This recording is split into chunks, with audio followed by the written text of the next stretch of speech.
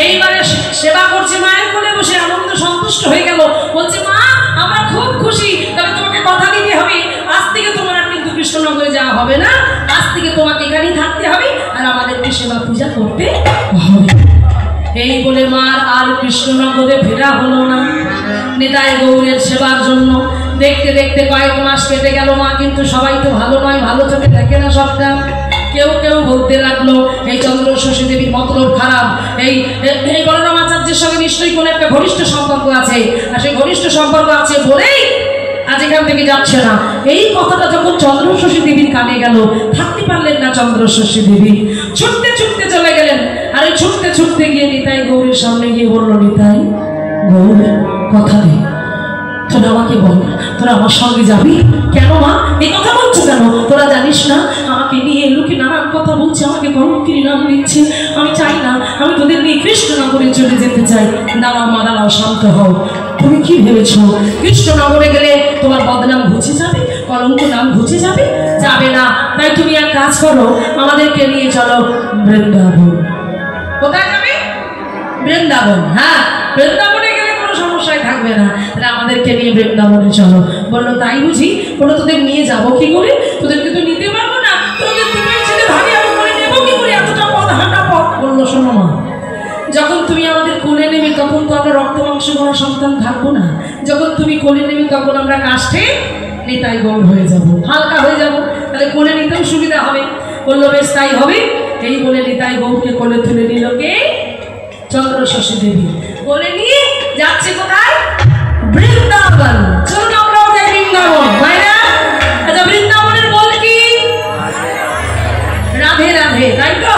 তাই সবাই একবার প্রেম সে বলুন, রাধা রানী কি, রাধা রানী কি, রাধা রানী কি, শ্যাম সুন্দর কি, শ্যাম সুন্দর কি, মদন মোহন কি, গিরিধারী গোপীনাথ কি, বাক্যে বিহার কি, জয় জগন্নাথ বলভদ্র সুভদ্রা কি, তাই গৌর প্রেমানন্দ একবার হরি বল হরি বল। আজকে বৃন্দাবনে যাবো হাতে তালি দিতে দিতে। মায়েরা যেহেতু বৃন্দাবনে একটু ঘোমটা দিয়ে বসবেন সবাই, যেহেতু হিন্দুস্তানি মায়েরা দেখবেন তারা যখন নৃত্য করে ভগবানকে নিয়ে তারা কীর্তন করে গান করে রাধে রাধে বলে, তাদের মাথায় কিন্তু ঘোমটা থেকে ঘোমটা কিন্তু সরে না। আচ্ছা, মায়েরা ঘোমটা দিলে বাবারা কি করবে?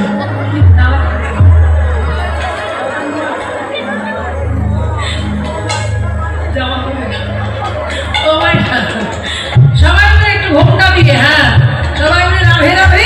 বাসায় তো রুমাল আছে, দাদা রুমাল আছে, তোমার রুমাল নেই? আচ্ছা, বেশ, কোথা এইগুলো দেখুন সবাই মিলে আমরা বলবো রাধে রাধে বলতে বলতে আজকে বৃন্দাবন ধাম। কেমন? চলো সবাই মিলে বলবো একসঙ্গে,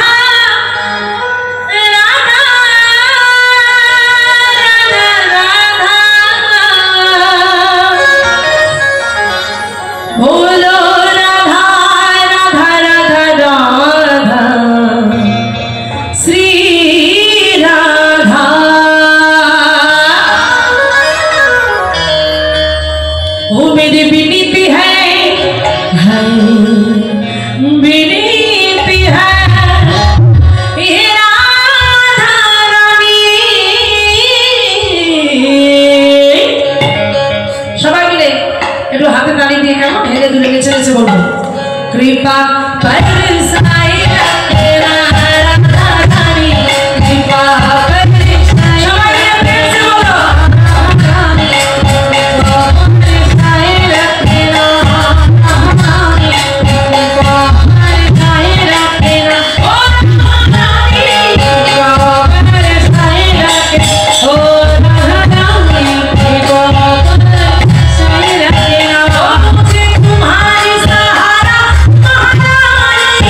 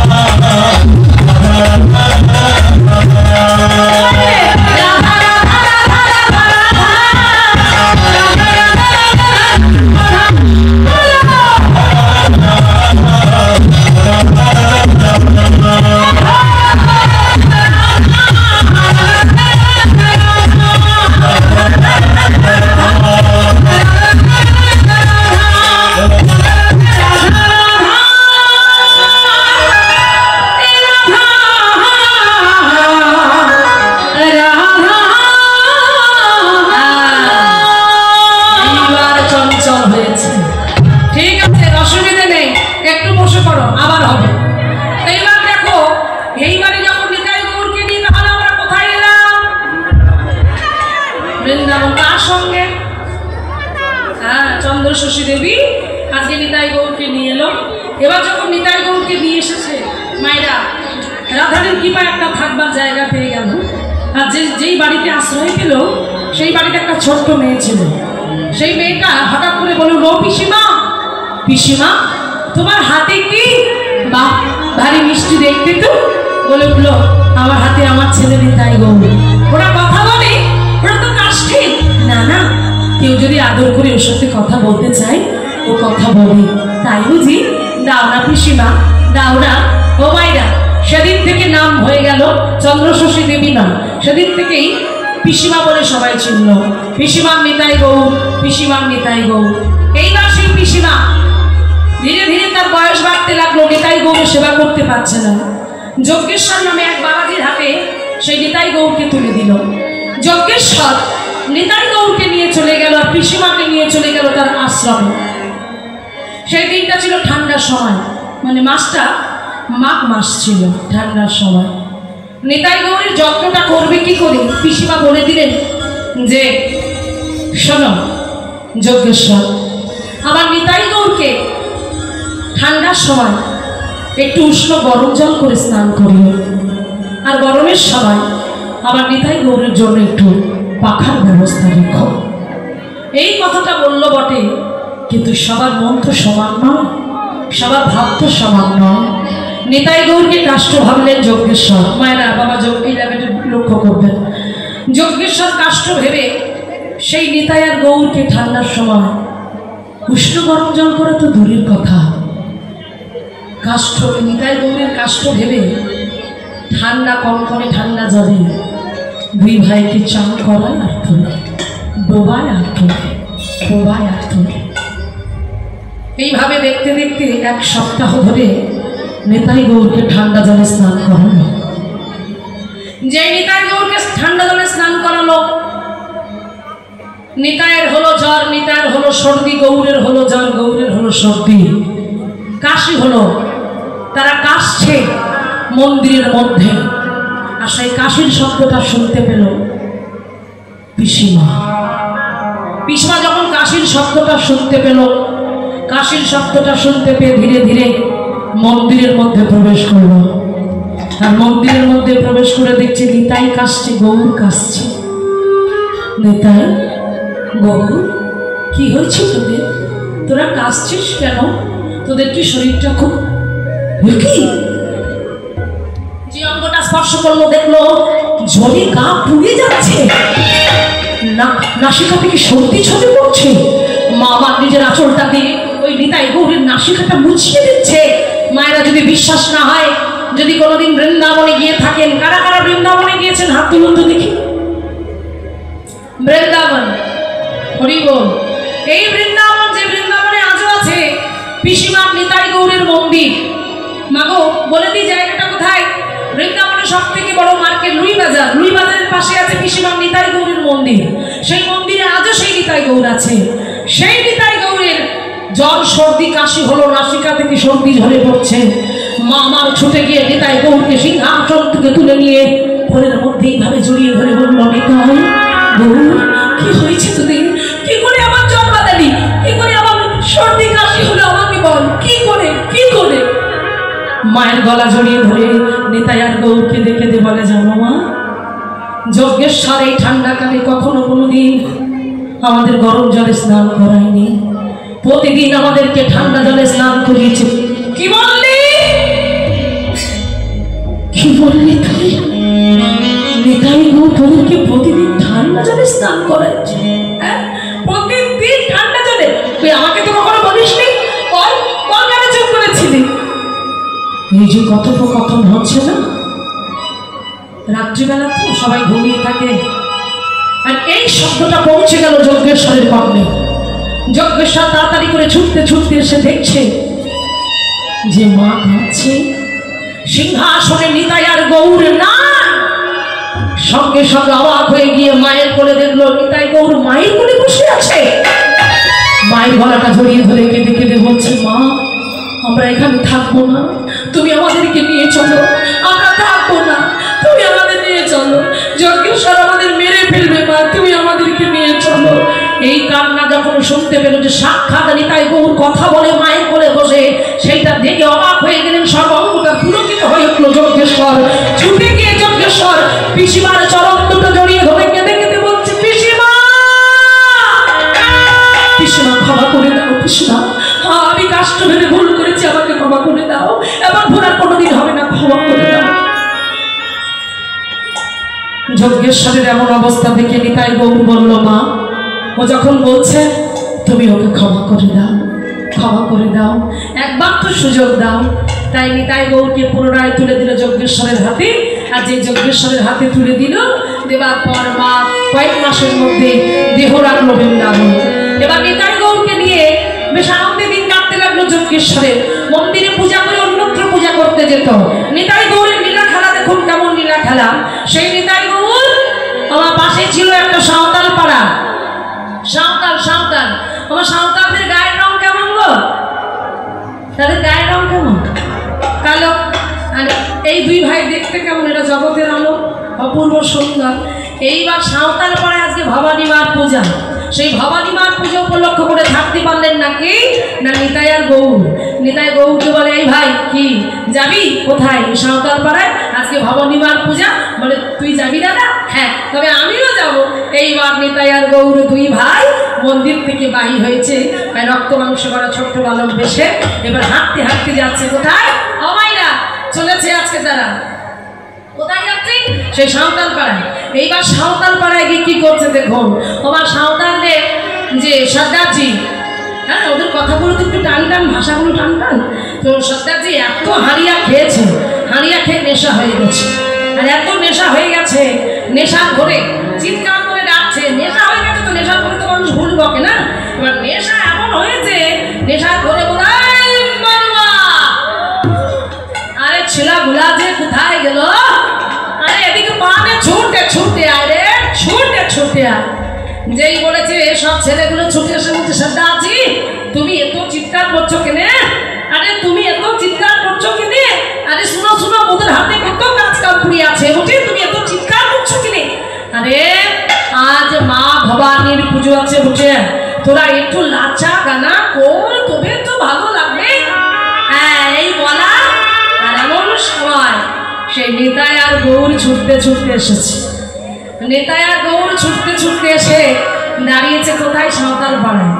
ওরা কালো আর এরা জগতের আলো। এইবারে যেই নিতাই গৌর পিছন থেকে ডেকেছে, নিতাই ডাকছে আর গৌর ডাকছে, সর্দারজি। বলি, ও সর্দারজি। আরে আমরা আমরা। আরে তোরা কি আছিস? তোদের নামটা আছে? নামটা তো বল। তোর নাম কি আছে? গৌর আছে। বাহ বাহ বাহ। তোর নাম কি? নিতাই। বাহ বাহ, সুন্দর নাম আছে ওটা। ঘোরা ঘোরা রঙের দুটো ছিলা এসেছে রে, কি সুন্দর দেখতে আছে ওদেরকে।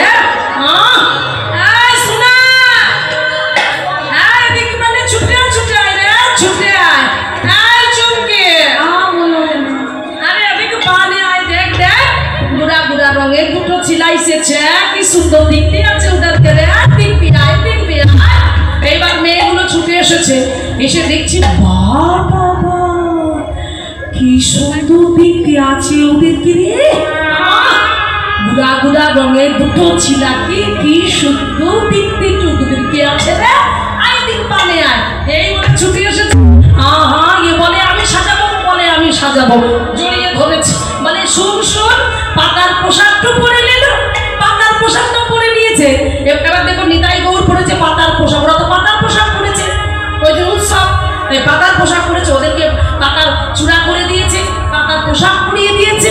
এইবার তো নিতাই গৌররা চেনা যায় না। হ্যাঁ এইবারে বলছে, নিতাই মোদের সাথে লাজ রাখতে দেখতে পার, একটু মজা রাখবে, চল চল একটু মোরা নাচ গান করি। এই বলে নিতাই আর গৌরকে নিয়ে এই নাচ গান শুরু করে দিয়েছে সাঁওতাল পাড়ায়। তাই মায়েরা চলো সাঁওতাল পাড়ায় একটু সাঁওতাল গান, একটু সাঁওতাল নৃত্য হয়ে যায়। গাই মেয়েরা যারা পিছনে ছিল তারা একটু ওঠো, উঠে আমার সঙ্গে নৃত্য করবে। হ্যাঁ বাবা রেডি, হরি বল হরি বল। সবাই মিলে একটু নেচে নেচে হেলে দিলে গাইবার বলবো। চলো মায়েরা সাঁওতাল শুনে এটা সবাই মিলে একটু হেলে দিলে বলবো, কেমন? চলো